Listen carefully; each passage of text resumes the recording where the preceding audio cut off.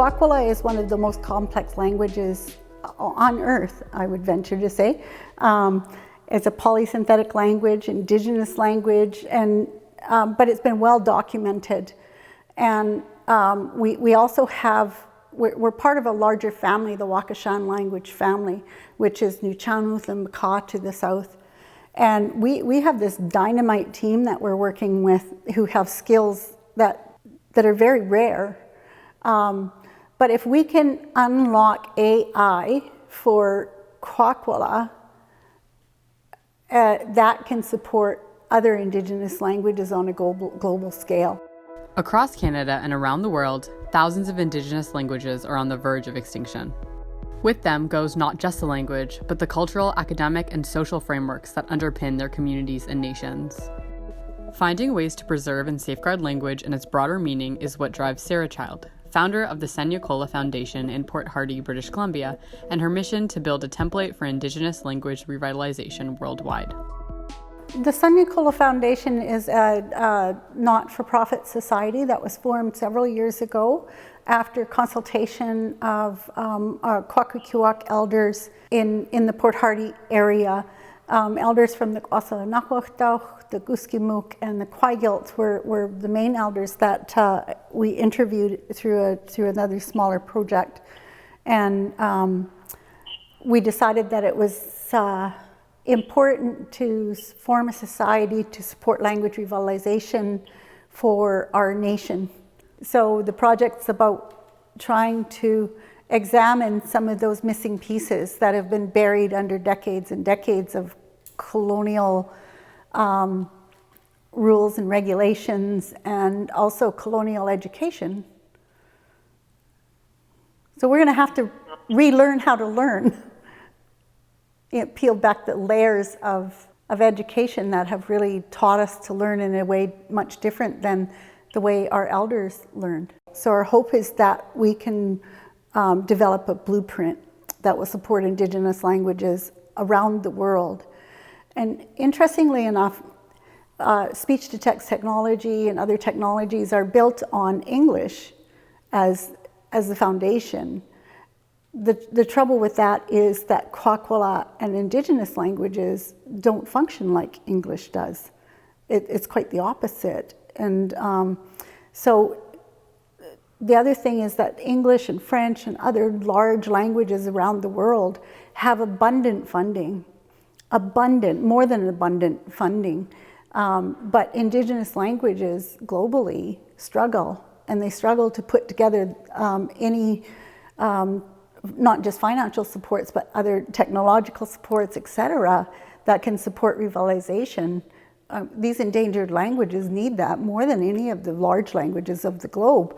Yet technology foundations and organizations across the globe are often reluctant or rarely ever support Indigenous languages. If we can unlock that for Kwakwala, we can unlock that for any language around the globe and support Indigenous languages everywhere. Well, Mitacs is committed to working alongside and with Indigenous people. Historically, Indigenous research was typically done on Indigenous people and not for and with Indigenous people. So we truly are committed to changing that narrative to nothing about us without us. And in the case of this language revitalization project, there's clearly a need in the community. Language is so intrinsically tied to our culture, and the loss of language is the loss of our culture. So right now, it's such a pivotal time for Indigenous people to work on language revitalization and save these languages before they're lost.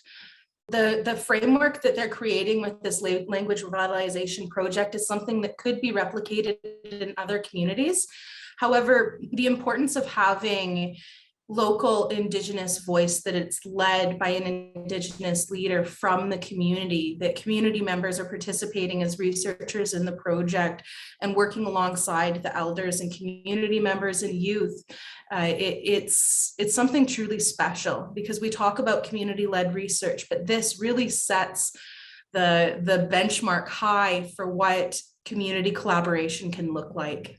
Language revitalization isn't about language at all. It's about the restoration of wellness for our people, because they know that language is integral to every aspect of who we are. And when that was taken away, it disrupted every aspect of who we were. We want to transform research. So we want to make our research rooted in Indigenous ways of knowing and being. And that's going to be a struggle, because one of the first things that happened was a review happened, and they wanted us to transform our research. And we're like, well, how can we do that? We don't have the answers. Many of the answers are buried, and we're going to try to unbury the answers through the lens of the language. We have to maintain our integrity, and we need to maintain our connection to the community. But we also have to mobilize knowledge across this country, and across education from the time children are small, to help people understand that Kwakwaka'wakw ways of being are grounded in respect and grounded in love and grounded in some of the same values and beliefs that any other nation across the globe is grounded in. This is a great example of how industry, academia, and Indigenous communities can work together, and it truly is about relationship building. I had the privilege of meeting Sarah Child over a year ago, and this project was a year in development. And the amount of times we would meet and talk, and not just talk about the project, but share our cultural backgrounds, talk about our families and what's going on in our life. It wasn't a typical MyTax project. Indigenous community engagement, it's much more than transactional, it's relationship building. The social impact of this project will be felt for generations to come.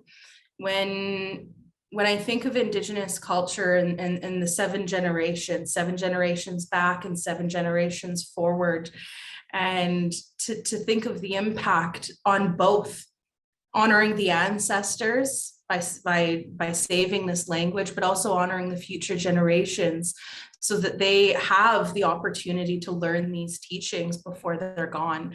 It truly is incredible. I work for North Island College, and because I work for North Island College, Sonia Cola Foundation applied through North Island College for the MyTax, and we pulled a team together, a dynamite team. And as it turned out, MyTax implemented a new Indigenous stream last year, and we were one of the first proposals to go through the Indigenous stream. And because of that, they had changed the formula to 1-to-3 funding. So we contribute 10,000, they contribute 30,000 on top of that. So it's a pretty nice way to ensure that we have the funding that we require in order to do diligence in our research. I have an incredible opportunity to support research and innovation and advance the Indigenous innovation ecosystem within Canada. And for me, it's a responsibility that I don't take lightly. While I work for MyTax, I work on behalf of Indigenous communities and helping to legitimize Indigenous knowledge systems within academia. A project like this really sets precedents and is a benchmark for future Indigenous projects that are in this realm. We really challenged the academic system. We challenged the colonial constructs and pushed back against those. And to uphold Indigenous knowledge systems to the same level as Western knowledge systems is so important. I'd like to end by saying, it's something that my mother taught me, which means thank you for taking care of us on the journey that brought us here.